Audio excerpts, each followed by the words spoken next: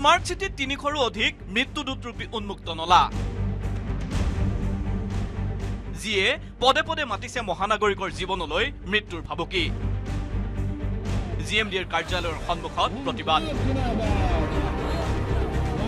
দুৰ্ঘটনা সংঘটিত হলেহে যেন হাৰ পায় গুৱাহাটী জিলা প্ৰশাসন তথা জিএমডিয়ে। এটা দুটা নহয়, এতিয়াও মহানগৰীৰ প্ৰান্তে প্ৰান্তে আছে ৩০ শতাধিক মৃত্যুদূতৰূপী উন্মুক্ত নলা, যাৰ বাবে যিকোনো মুহূৰ্ততে সংঘটিত হ'ব পাৰে ভয়ংকৰ দুৰ্ঘটনা। জ্যোতিনগৰত সংঘটিত হোৱা অবিনাশ চৰকাৰৰ ঘটনা যেন তাৰেই জ্বলন্ত প্ৰমাণ। গুৱাহাটী মহানগৰীত থকা উন্মুক্ত নলাসমূহৰ সুব্যৱস্থা কৰাৰ দাবীত প্ৰতিবাদ মহানগৰ উন্নয়ন সমিতিৰ। জিএমডিৰ সন্মুখত উত্তাল প্ৰতিবাদ কৰি স্মাৰকপত্ৰ প্ৰদান কৰে বিয়াগম জিএমডিয়ে।